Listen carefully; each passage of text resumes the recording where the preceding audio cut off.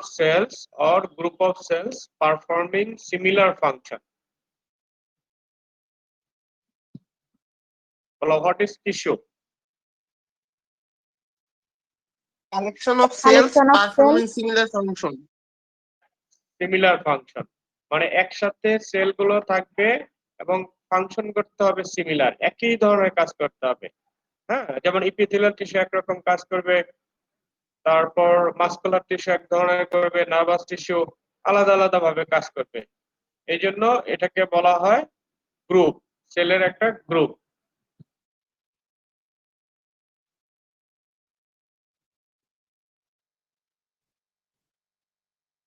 আর basic tissue বডিতে কি কি আছে? Name the basic tissue of the body. কি কি বলতো? Epithelium, muscular, connective, nervous. Nervous and muscular. Muscular, এটা কিন্তু একদম গ্রস একটা কোশ্চেন, রিটেনে আসে অথবা একটা পরীক্ষায় জিজ্ঞেস করা হয়, ভাইভাতেও আসে। হ্যাঁ, যে কি কি টিস্যু আছে, তাহলে বলতে হবে epithelial tissue, connective tissue, muscular tissue and nervous tissue. এই 4 টাইপস অফ টিস্যু। এটা কখনো ভুল করা যাবে না পরীক্ষায়।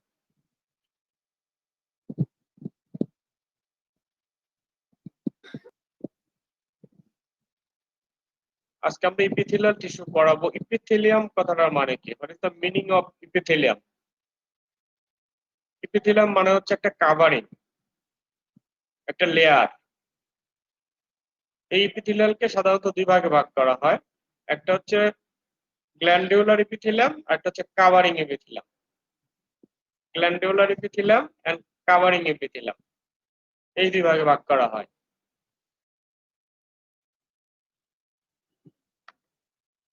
এই যে আমরা লাইনিং বলি, যেটা লাইনিং কি সেটা লাইনিং কি, এই লাইনিং গুলোই হচ্ছে ইপিথেলিয়াম।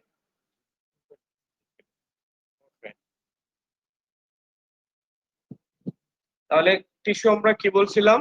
Collection of cells together with intercellular substance that are similar in structure and function is called tissue.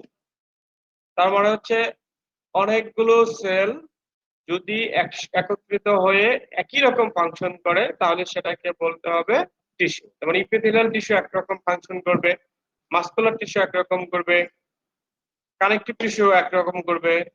যেমন এই যে বোনস, কার্টিলেজ আছে, এগুলা কানেকটিভ টিস্যু, এগুলো একরকম কাজ করবে। আবার তুমি যদি নার্ভাস টিস্যু যাও, নার্ভাস টিস্যু একরকম কাজ করবে এবং এটার স্ট্রাকচারও আলাদা এবং এই টিস্যুগুলোর ফাংশনও আলাদা।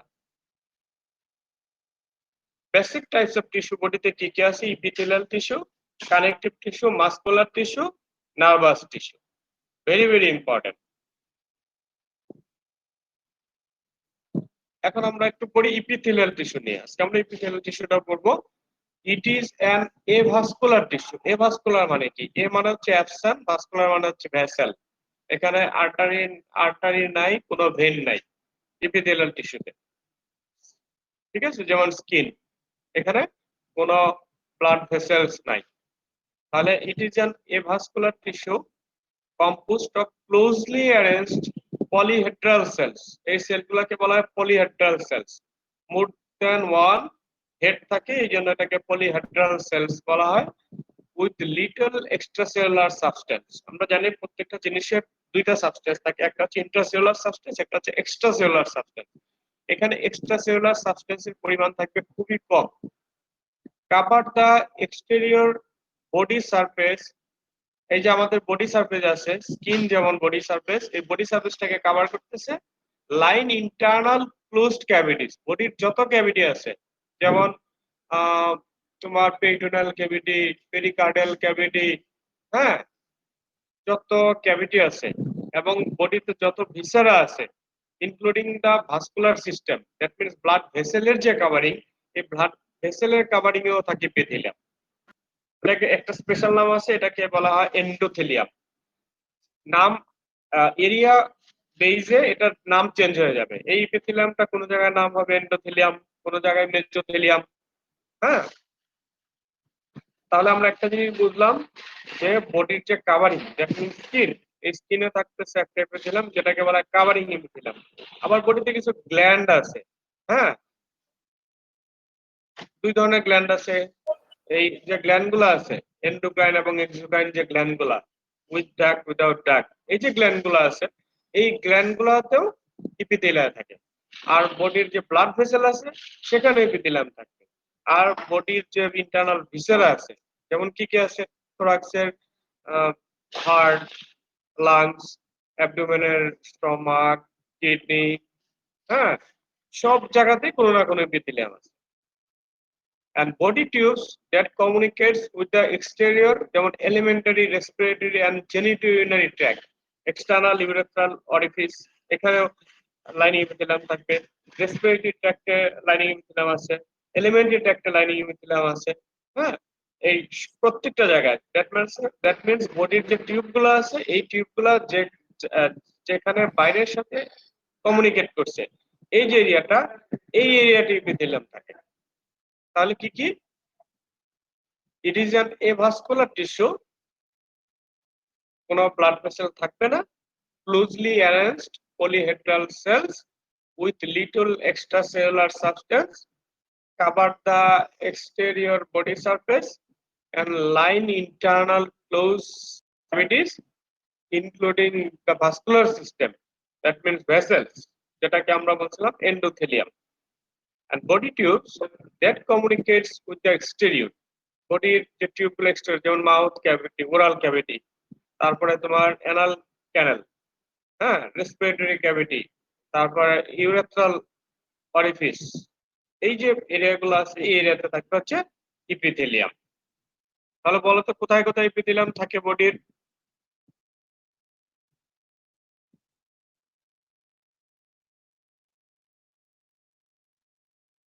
বডির কোথায় কোথায় এপিথেলিয়াম থাকে, এপিথেলিয়াল টিস্যু পাওয়া যায়?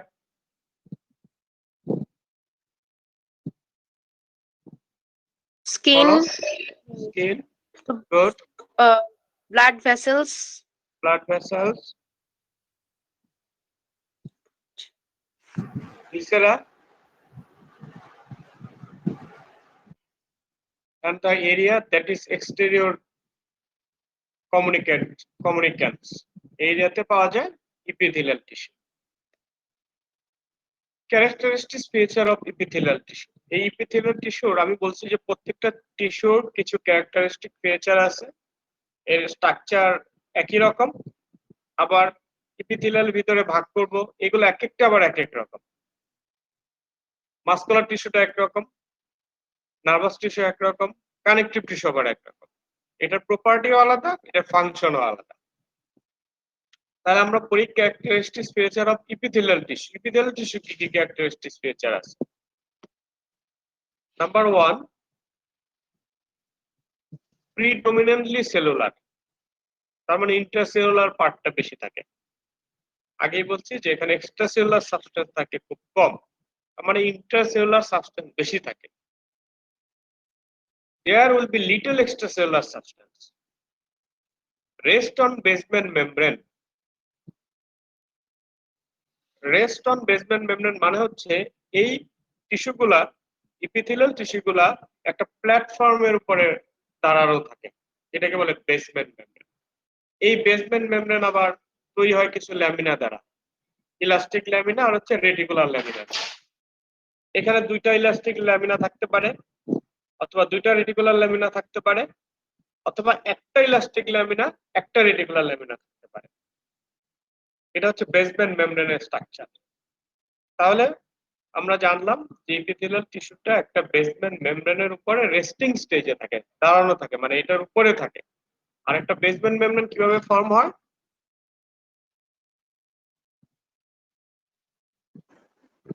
দুইটা ইলাস্টিক ল্যামিনা বা দুইটা রেটিকুলার ল্যামিনা বা একটা ইলাস্টিক ল্যামিনা একটা রেটিকুলার ল্যামিনা। ভেরি গুড, এটা হচ্ছে বেসমেন্ট মেমব্রেনের স্ট্রাকচার। ইট ইজ এভাস্কুলার, তার মানে হচ্ছে এখানে কোনো ব্লাড ভেসেল থাকে না, কোনো আর্টারি থাকবে না, কোনো ভেইন থাকবে না। গেটস নিউট্রিশন বাই ডিফিউশন, তাহলে যেহেতু এভাস্কুলার, তাহলে কোশ্চেন হচ্ছে এখানে নিউট্রিশন আসবে কিভাবে? ডিফিউশন প্রসেসের মাধ্যমে আসবে, মাসল থেকে আসবে। সারাউন্ডিং যে মাসল আছে, মাসল থেকে স্কিনে চলে আসবে, লাইনিং এপিথেলিয়ামে চলে আসবে। তাহলে নিউট্রিশনটা আসবে by diffusion. Receives a rich innervation, innervation মানে হচ্ছে নার্ভ সাপ্লাই। এখানে ভাস্কুলার সিস্টেম নাই, কিন্তু নার্ভাস সিস্টেমটা বেশি থাকে। নার্ভ এন্ডিং গুলা সবগুলো স্কিনে এসে শেষ হয় নার্ভ এন্ডিং। এই জন্য এটাকে বলা হয়েছে নার্ভ ইনারভেশনটা থাকে রিচ, এটা বেশি থাকে। Regeneration take place. রিজেনারেশন মানে কি? What do mean by regeneration and what is degeneration? বলো তো জসিম ভাই, ক্লাসটা একসাথেই দিতে হবে। গুড। রিজেনারেশন কি আর ডিজেনারেশন কি বলো? রিজেনারেশন মানে নতুন করে তৈরি হবে, আর ডিজেনারেশন মানে যে নতুন ব্রেকডাউন করে হয়। তৈরি হবে, সেটাকে বলে রিজেনারেশন। রি মানে হচ্ছে পুনরাবৃত্তি করতেছে, রিক্যাপচুলেট হচ্ছে, এটাকে বলে রিজেনারেশন। তাহলে রিজেনারেশন টেক প্লেস স্কিনে, রিজেনারেশন হবে স্কিনে। তুমি যদি স্কিনকে টাচ করো তাহলে স্কিনের লেয়ার কিন্তু চলে যাচ্ছে, এটা আবার রিপেয়ার হচ্ছে, আবার চলে আসতেছে, এটাকে বলে রিজেনারেশন। আর ডিজেনারেশন কি? What is degeneration? ব্রেকডাউন হবে। ব্রেকডাউন হবে। যেমন ব্রেনের যে টিস্যু গুলো আছে, আমরা জানি একটা নির্দিষ্ট এজ পার করার পরে ব্রেনের যে টিস্যু গুলো আছে এগুলা ডিজেনারেশন হয়। দেখো না, বুড়া হয়ে গেলে কিছু মনে রাখতে পারে না। তোমাদের তো অনেক কিছুই মনে থাকে পড়াশোনা, আমাদের তো এখন মনে থাকে না। কেন থাকে না? এখন এজ হয়ে গেছে, ব্রেনের ডিজেনারেশন প্রসেস শুরু হয়ে গেছে, এই জন্য আমাদের মনে থাকে না। তাহলে regeneration take place in epithelial tissue. It develops from all three germ layers. এই ইপিথেলিয়াল টিস্যুটা তোমরা জার্ম লেয়ার পড়বা এমব্রায়োলজিতে, দেখবা তিন ধরনের জার্ম লেয়ার আছে, এক্টোডার্ম, মেসোডার্ম, এন্ডোডার্ম। এই তিনটা জার্ম লেয়ার থেকে আসে ইপিথেলিয়াল টিস্যুটা। It has own lymphatic drainage. এখানের যে লিম্ফ্যাটিক ড্রেনেজটা হয় তার নিজস্ব লিম্ফ্যাটিক ড্রেনেজ হয়, পার্সোনাল, এটাকে বলা হয় own lymphatic drainage. They are closely opposed and adhere to one another by means of specific cell-to-cell adhesion molecules that form specialized cell junction.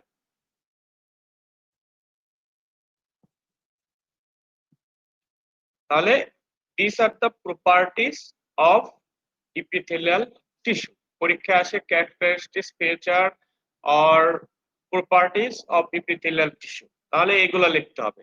জিজ্ঞেস করলে এগুলা বলতে হবে। কি কি? Predominantly cellular,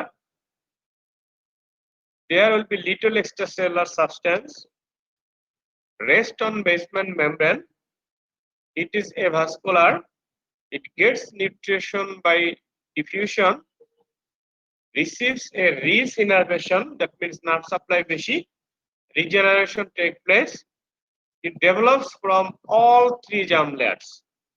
কি কি জার্ম লেয়ার্স এর নাম বলছি বলো তো? তিনটা জার্ম লেয়ারের নাম বলো। Ectoderm, endoderm. ectoderm, endoderm, mesoderm. Good. It has own lymphatic drainage. They are closely opposed and adhere to one another by means of specific cell-to-cell adhesion molecules that form specific cell junction. তোমাদের sell junction পড়ানো হয়েছে? Sell junction কি জানো? কিছু sell junction আছে, হ্যাঁ, এটাকে বলে জাংশনাল কমপ্লেক্স। তোমার গ্যাপ জাংশন, টাইট জাংশন। হার্টে তোমরা কোন জাংশন পাইছিলা মনে আছে? হার্টে কোন জাংশন পাইছিলা? Gap junction. গ্যাপ জাংশন ছিল। গুড। যেমন তোমাদের ইউরিনারি সিস্টেমের যে এপিথেলিয়াল থাকে, ওখানে ইউরিনারি ব্লাডারে তোমরা টাইট জাংশন পাবা, ঠিক আছে? এগুলোকে বলে জাংশনাল কমপ্লেক্স। ম্যাকুলা অ্যাডারেন্স, হ্যাঁ, নেক্সাস, ডেসমোজোম, হেমিডেসমোজোম, এগুলাকে একসাথে বলা হয় junctional complex of epithelial tissue.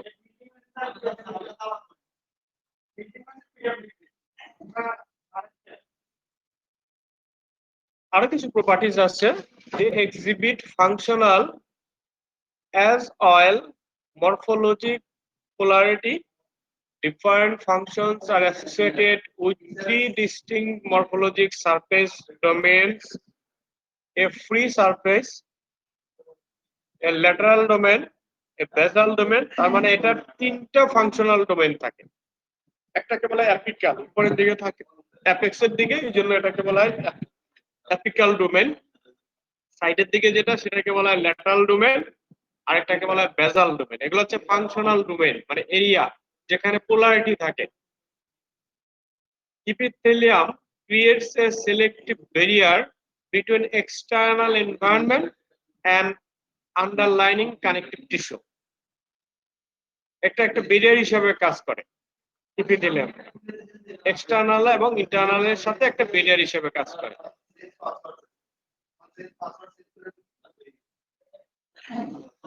তাহলে ইপিথেলিয়াল টিস্যুর কয়টা ডোমেন থাকে? ফাংশনাল ডোমেন 3 কি কি বলো? তিনটা। কি ডোমেন?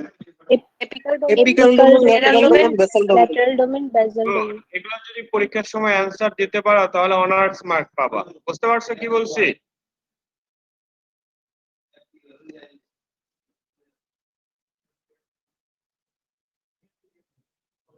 প্রিন্সিপাল সেলস কি কি আছে ইপিথেলিয়াল টিস্যুর? প্রিন্সিপাল সেলস কি কি আছে এগুলো নিয়ে আমরা একটু পড়বো। ইপিথেলিয়ামকে যদি আমরা মেইনলি ভাগ করি, একটাকে পাবো আমরা কাভারিং ইপিথেলিয়াম। কাভারিং মানে কাভার করতেছে। একটা হচ্ছে লাইনিং ইপিথেলিয়াম, যেমন ব্লাড ভেসেলস, তারপর internal viscera. Protection of surface যেমন স্কিন। এই এরিয়া অনুযায়ী ইপিথেলিয়াম সেলগুলা এক এক রকম হবে। এই ইপিথেলিয়ামের ফাংশন এক এক রকম হবে, এরিয়ায় ফাংশন ভাগ হয়ে যাবে। যেমন কাভারিং ইপিথেলিয়াম যেখানে, সেখানে এটা কাভার দিবে। লাইনিং ইপিথেলিয়াম যেখানে, সেটা একটা লাইনিং হিসেবে কাজ করবে, স্কিনে প্রোটেকশন দিল। আবার ইন্টেস্টাইনে, আমরা জানি ইন্টেস্টাইনে অ্যাবজর্পশন হয়, স্মল ইন্টেস্টাইনে অ্যাবজর্পশন গুলো হয়। লার্জ ইন্টেস্টাইন আছে আমাদের, জানি আমরা দুই ধরনের ইন্টেস্টাইন আছে। এখানে অ্যাবজর্পশন হয় ইন্টেস্টাইনে, তাহলে হচ্ছে অ্যাবজর্পশন। এই ইন্টেস্টাইনে লাইনিং থাকে, সিম্পল কলামনার ইপিথেলিয়াম থাকে। আমরা জানি যে মাউথ ক্যাভিটির পর থেকে শুরু করে স্টমাক, একদম অ্যানাল ক্যানালের আগ পর্যন্ত এখানে যে ইপিথেলিয়াম থাকে সেটাকে বলা হয় সিম্পল কলামনার ইপিথেলিয়াম। এই সিম্পল কলামনার ইপিথেলিয়ামের একটা কাজ হচ্ছে অ্যাবজর্পশন করানো, ঠিক আছে? যেমন ইন্টেস্টাইনে আমাদের অ্যাবজর্পশন শুরু হয়ে যায়। তারপর আছে সেক্রেশন, যেমন epithelial cells of the glands, এই গ্ল্যান্ড গুলো সেক্রেট করে। যেমন থাইরয়েড গ্ল্যান্ড, এই থাইরয়েড গ্ল্যান্ডের কাজ হচ্ছে থাইরক্সিন, ট্রাইওডোথাইরোনিন, ক্যালসিটোনিন এগুলো সিক্রেট করা। দেন হচ্ছে কন্ট্রাক্টিলিটি, মাসলের যে ইপিথেলিয়াম থাকে, এখানে বলা হয় মায়ো ইপিথেলিয়াম, মাসলের সাথে ইপিথেলিয়াম, এই জন্য এটার নাম হচ্ছে মায়ো ইপিথেলিয়াম। মাসল আর